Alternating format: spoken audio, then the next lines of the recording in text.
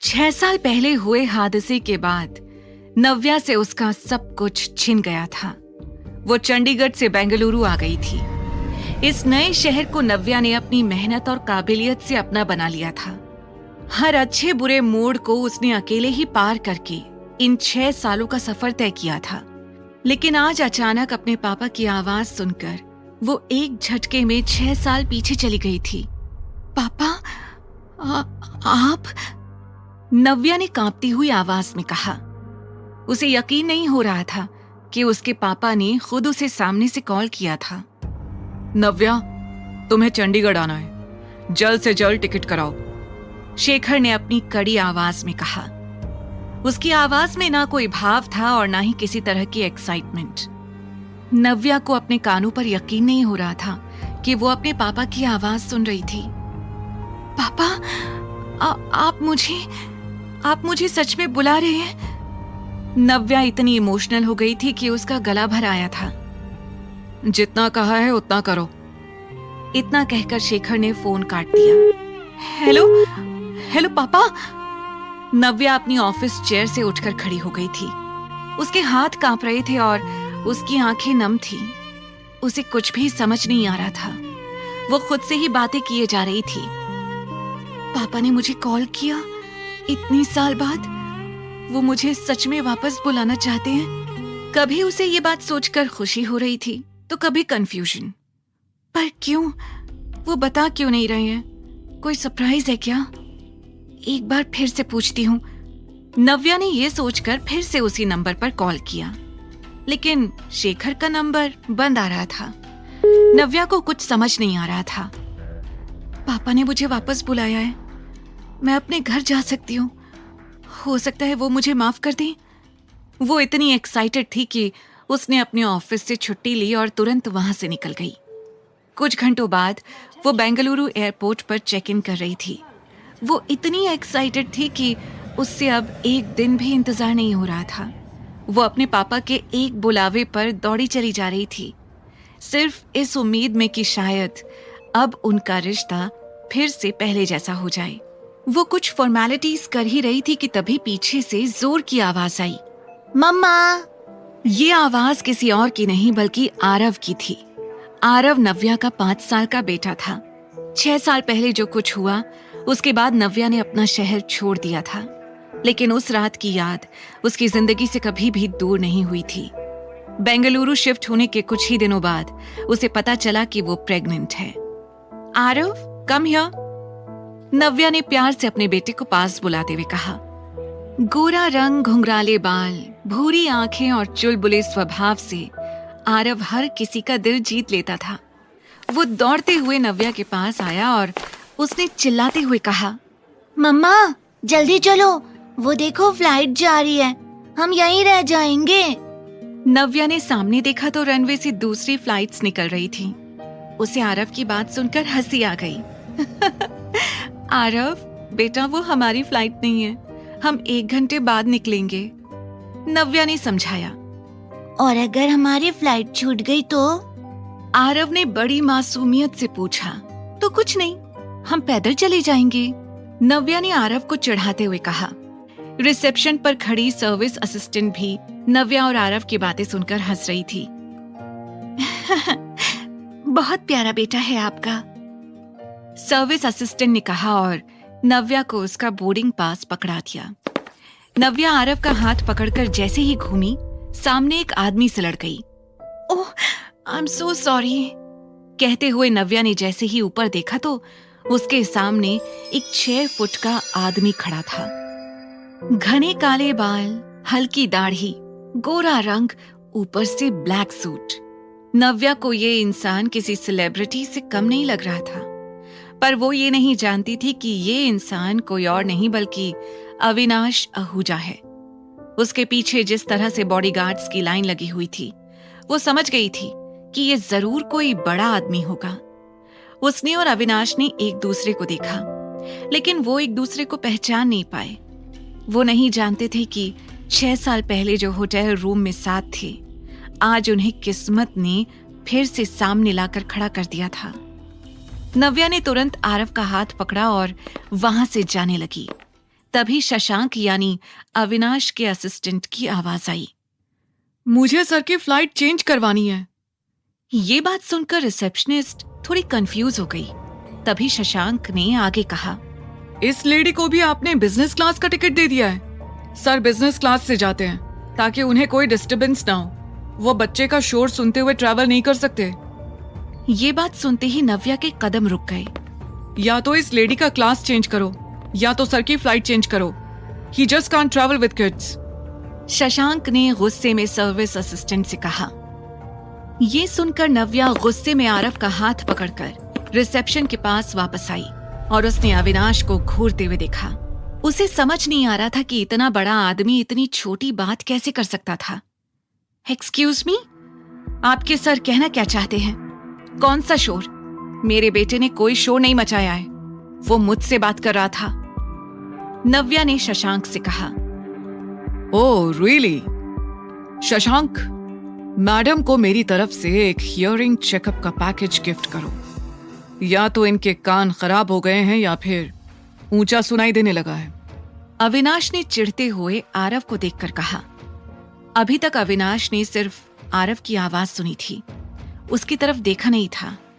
आरव को उनके बीच हो रही बातें समझ नहीं आ रही थी। How dare you! तुम एक बच्चे को लेकर इतने इनसेंसिटिव कैसे हो सकते हो? नव्या ने हल्के गुस्से में कहा। उसके और अविनाश के बीच बहस भड़कती जा रही थी, जिसे शशांक चाहकर भी रोक नहीं पा रहा था। लेकिन इन सब से अलग आरव का ध्यान तो कहीं और ही था। वो बड़े ध्यान से अविनाश के हाथ को देख रहा था।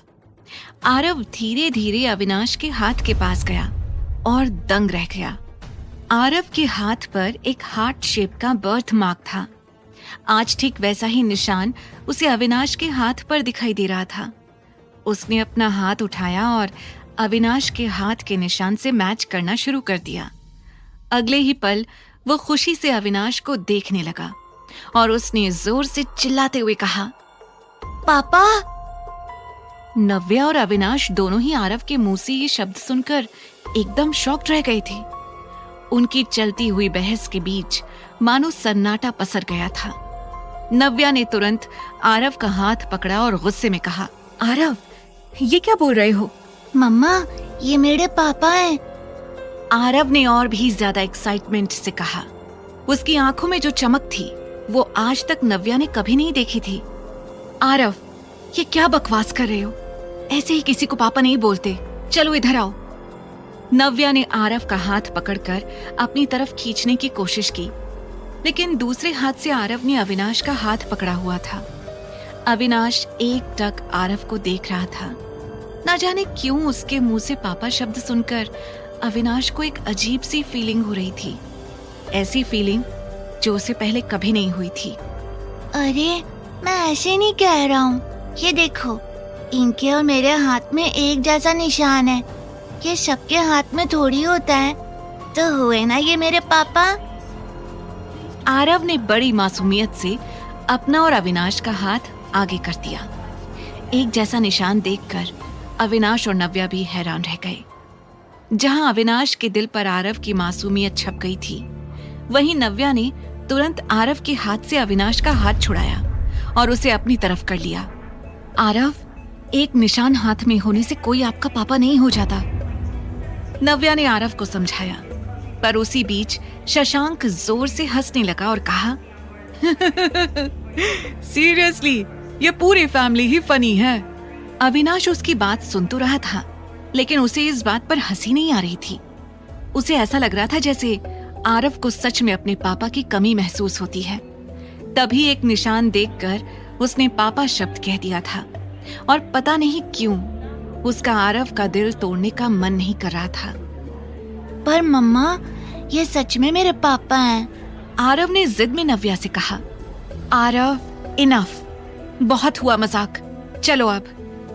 नव्या ने धीरे से आरव को डांटते हुए कहा।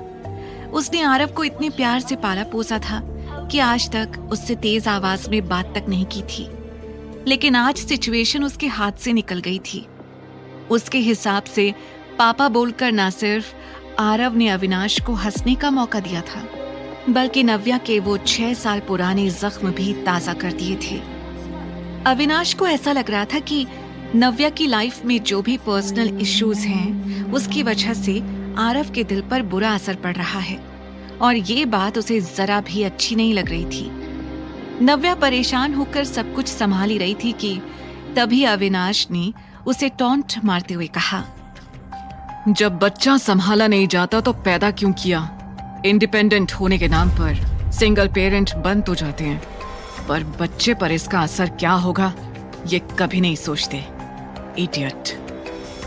ये बात नव्या को बहुत बुरी लगी। आज किसी ने उसकी पेरेंटिंग पर सवाल उठा दिया था जो उसे बिल्कुल बर्दाश्त नहीं था। उसने गुस्से से आरव के हाथ में पकड़ा हुआ पानी का ग्लास ले लिया और वहीं सबके सामने पानी अविनाश के मुंह पर फेंक दिया। सर्विस असिस्टेंट का मुंह खुला का खुला रह गया था। अविनाश की टाई, शर्ट, कोट सब कुछ गीला हो गया था। तुम्हारी हिम्मत कैसे हुई? शशांक अविनाश की हालत देखकर नव्या पर बरसने वाला था, लेकिन अविनाश ने उसे हाथ दिखाकर रोक दिया। नव्या उसे घूर रही थी और वो नव्या को। इससे पहले कि वो कुछ कहता, नव्या ने आरव का हाथ पकड़ा और वहां से गुस्से में निकल गई। अविनाश को यकीन नहीं हो रहा था कि आज किसी लड़की ने उसके मुंह पर पानी फेंका था। आज तक लड़कियां सिर्फ उसके आगे पीछे घूमती रहती थीं, सिर झुकाकर उसका हर हुक्म मानती आई थी। आज पहली बार किसी लड़की ने आंख उठाकर अविनाश आहूजा की आंखों में देखा था। वो समझ गया था कि ये लड़की दूसरी लड़कियों से बिल्कुल अलग है। पहले आरव का मासूम चेहरा और अब नव्या की तेज तरार हरकत।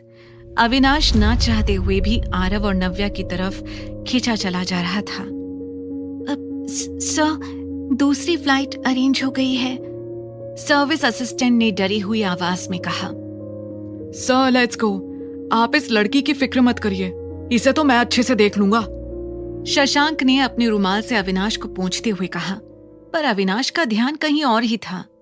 नहीं, मुझे इसी फ्लाइट से जाना है। अब मुझे इसी लड़की के साथ ट्रैवल करना है, अविनाश ने बड़े जोश में कहा और नव्या के पीछे चला गया। ये सर को क्या हो गया है? उस लड़की ने ठीक नहीं किया। पता नहीं सर क्या सोच रहे हैं और क्या करने वाले हैं। बड़बड़ाते हुए शशांक भी अविनाश के पीछे भागा। नव्या आरव के साथ फ्लाइट में बैठ गई और उसने एक बार भी पलटकर अविनाश की तरफ नहीं देखा। कुछ घंटों बाद जब फ्लाइट चंडीगढ़ में लैंड हुई, तब तक नव्या सब कुछ भूल चुकी थी। इतने सालों बाद अपने शहर में पैर रखते वक्त उसे ऐसा लग रहा था जैसे उसकी लाइफ में फिर से सब कुछ बदलने वाला था।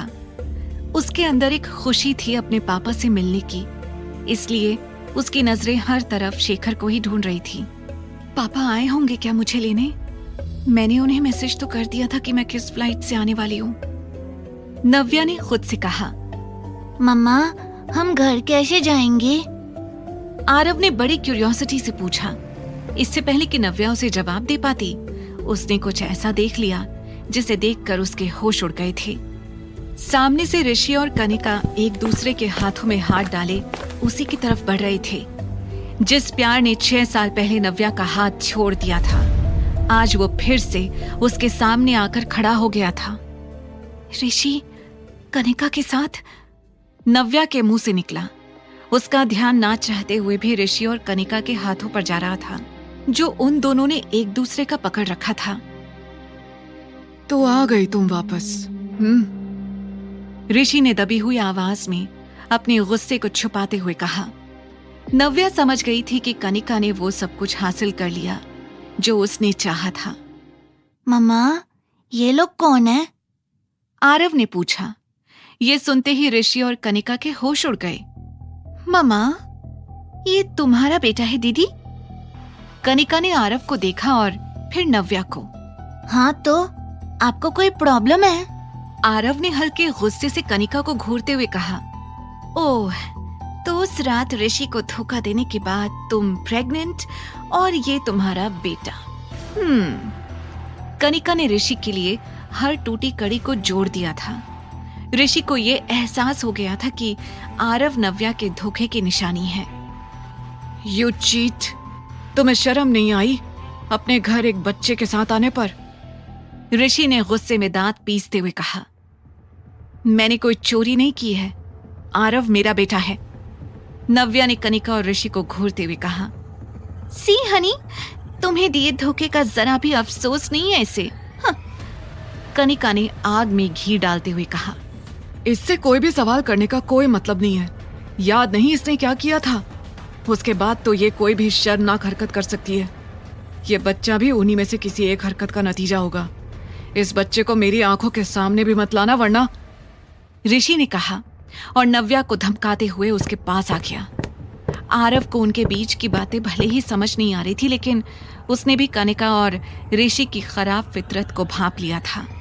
वो तेजी से आगे आया और उसने ऋषि के पैर पर जोर से अपना पैर मारते हुए चिल्लाकर कहा, दूर हो जाओ मेरी मम्मा से। तुम लोग बैड पीपल हो। मेरे मम्मा से बात भी मत करना। आह, यू! ऋषि गुस्से में चिल्लाया और उसने तमतमाते हुए आरव पर हाथ उठा दिया।